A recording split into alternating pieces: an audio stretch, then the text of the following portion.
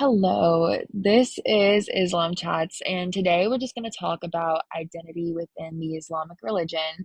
And just as a foundation, we're just going to first talk about how religion and identity is connected, and we'll just cover common misunderstandings, what identity is, and the basics of Islamic religious identity. So, to start, the probable most common misconception about the Islamic religion is that all Muslims are Arabs and all Arabs are Muslims. And this misconception identity stems from the misdefining of what Muslim and Arab means. So, a Muslim is a follower of Islam religion, and an Arab is a person of an ethnic group originally from the Arabic Peninsula and neighboring areas. And this is incorrect, as one is an identity of religious following, while the other is an ethnic group. And so, why is this a common misconception? So, we're going to find that this is going to be a common misconception because of the fact that Islam has religious ties to the Middle East and ties to the Arabic language and culture. And so, there is going to be that connection between Arabs and Muslims. But at the same time, you have to understand that anyone can be a follower of the Islam religion, but obviously not everybody is going to be Arabic. So, continuing on, what is religious identity? According to Martin Nakayama, religious identity is going to be a sense of belonging to a religious group.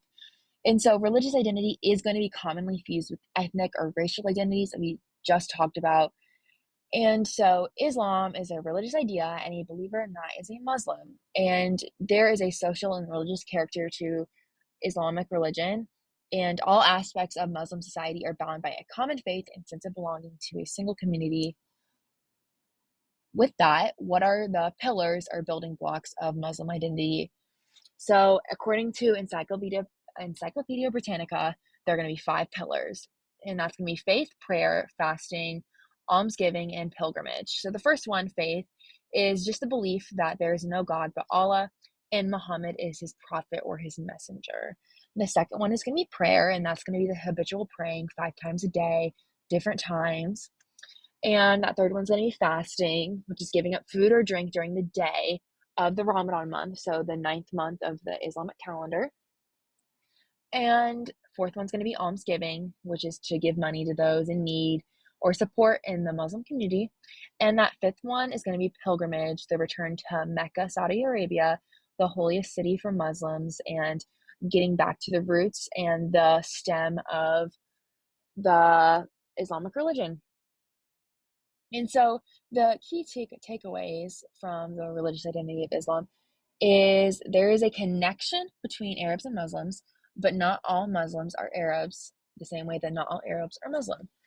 And second one is that Islam is a religious idea, and a believer in that is a Muslim, and that there are five pillars of Islam. The general identity of Muslims are foundation, and that's going to be faith, prayer, fasting, almsgiving, and pilgrimage. And these are some of our resources cited just from this short presentation. Okay, now moving on, we're going to look further into some stereotypes and generalizations of Muslims and what this means.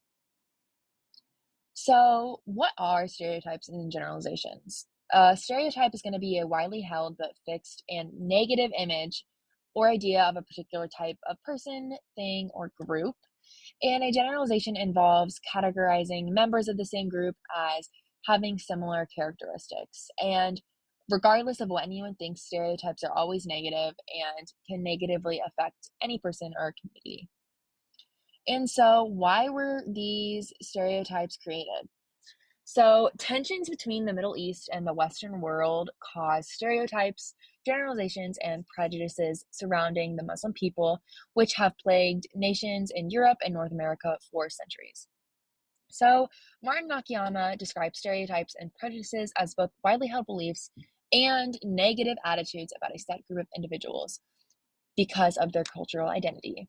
And these predispositions cause a very negative interpretation of Middle Eastern Muslim communities and hostile environments for Muslims residing in these areas.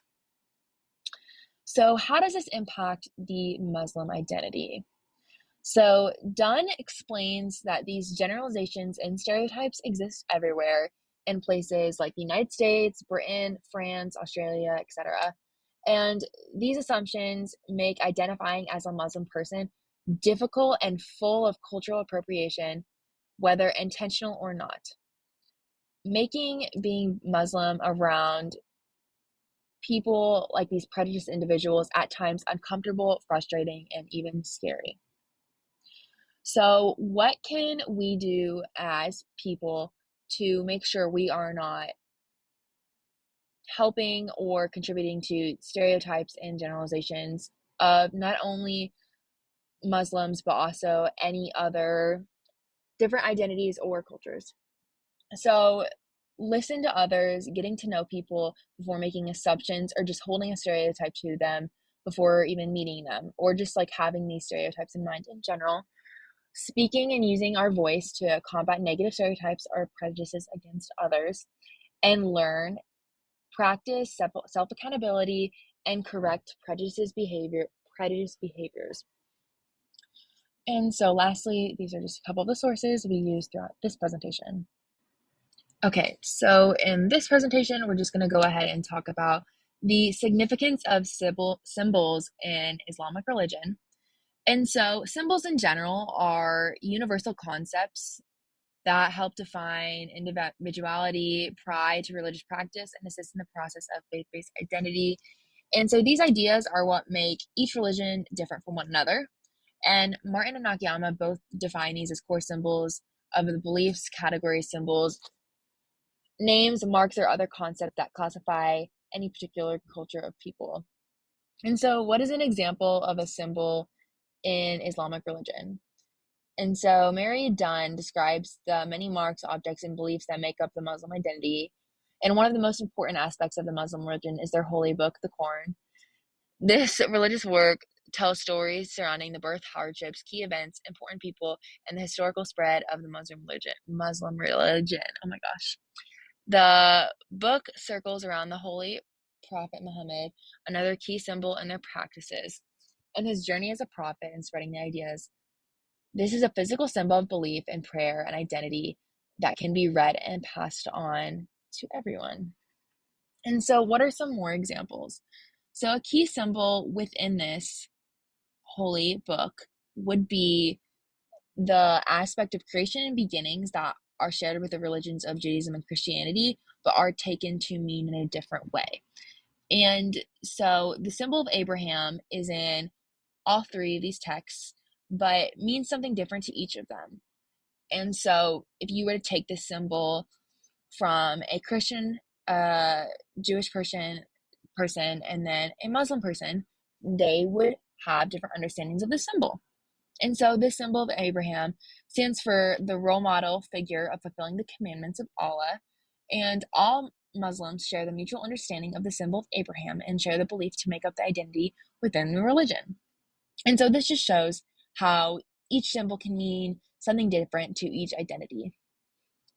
And so, what are some key takeaways? That symbols are the beliefs, labels, categories, symbols, names, marks, or other concepts that classify any particular culture of people, and that the Quran is a physical symbol of belief and prayer and identity that can be read and passed on, and that Muslims share the mutual understanding of certain symbols and share the belief to make up that identity within the religion.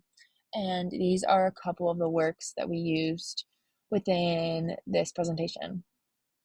Okay, now in this presentation, we're just going to cover the gender identity of women within the Islamic religion. And so first off, what is gender identity? So according to Martin and Nakayama, gender identity is the identification with the cultural notions of masculinity and femininity and what it means to be a man or a woman in a culture. And so this identity is strongly influenced by cultural notions. So in an Islamic culture, gender identity is strongly influenced by religious beliefs. And so gender identity for a Muslim woman. So throughout these next couple of slides, we got this information from In Women in Islam, a Muslim feminist perspective, from Gonzalez and Chen, which tells stories of women's perspectives on gender from the Middle East, including beauties, veils and suppression, what that means to them as a Muslim woman.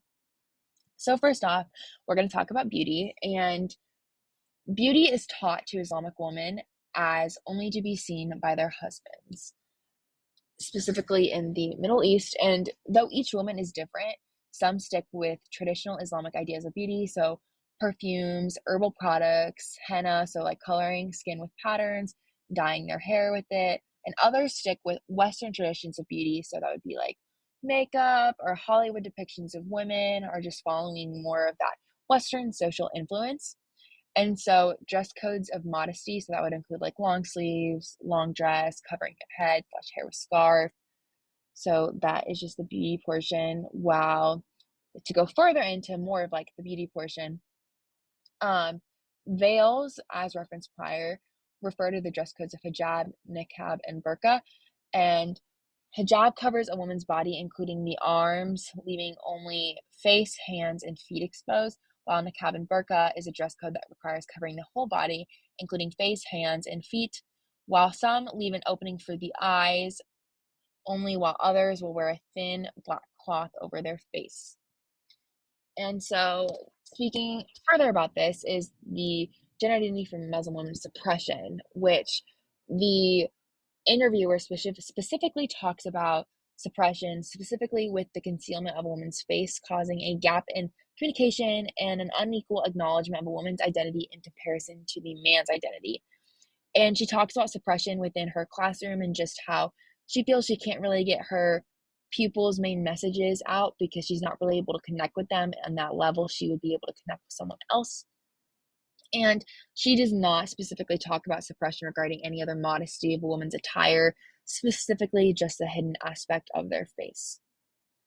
And so here are our works cited, and this concludes our portion of identity on Islamic religion.